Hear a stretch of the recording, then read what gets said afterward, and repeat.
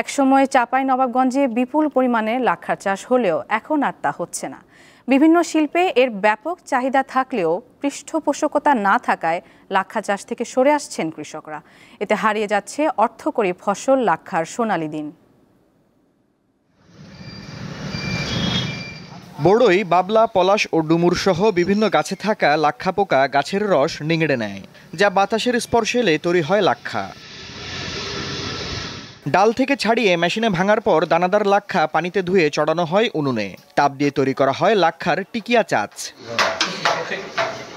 কাঠের আসবাবপত্র ও পিতল বার্নিশ, স্বর্ণালঙ্কারের ফাঁপা অংশ পূরণ, ক্যাপসুল, চকলেট ও চুইংগামের কোটিং, লবণাক্ত পানি থেকে জাহাজের তলদেশ রক্ষা, লবণাক্ততায় নষ্ট হওয়া লোহা ঠিক করা, অস্ত্র ও রেল কারখানা, টিস্যু পেপার তৈরি, এমনকি সিলমোহর তৈরি সহ বিভিন্ন কাজে ব্যবহার করা হয় লাক্ষা।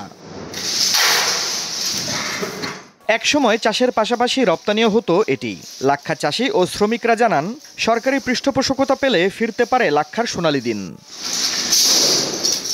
লাক্ষা গবেষণা কেন্দ্র জানিয়েছে, লোকবলের অভাবে লাক্ষার চাষ লোপ পেয়েছে। চাঁপাইনবাবগঞ্জে একসময় অনেক লাক্ষা চাষ হতো, এখন এটা আস্তে আস্তে কমে যাচ্ছে। তার একটা কারণ হচ্ছে যে এখানে আমের চাষ বাড়তেছে এবং আমরা অতিমাত্রায় চাষি ব্যবহার করতেছি, যেটার প্রভাব পড়তেছে লাক্ষা চাষের উপরে।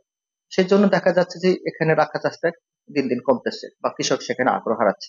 লাক্ষা গবেষণা কেন্দ্রের সঙ্গে গলা মেলালো কৃষি সম্প্রসারণ অধিদপ্তরও। হয়তো কৃষকের মধ্যেও কিছুটা আগ্রহ কমে গেছে, কারণ এখন হচ্ছে যে কৃষিটা হচ্ছে বাণিজ্যিক হয়ে গেছে। কৃষক যদি এটাকে স্যাটিসফাইড হয়, কৃষক যদি গ্রহণ করে, তাহলে হয়তো আমরা এই বিষয়ে আরো পরবর্তী উদ্যোগ গ্রহণ করব। দেশে প্রতি বছর প্রায় 10,000 টন লাক্ষার চাহিদা থাকলেও উৎপাদন হয় মাত্র 150 থেকে 200 টন।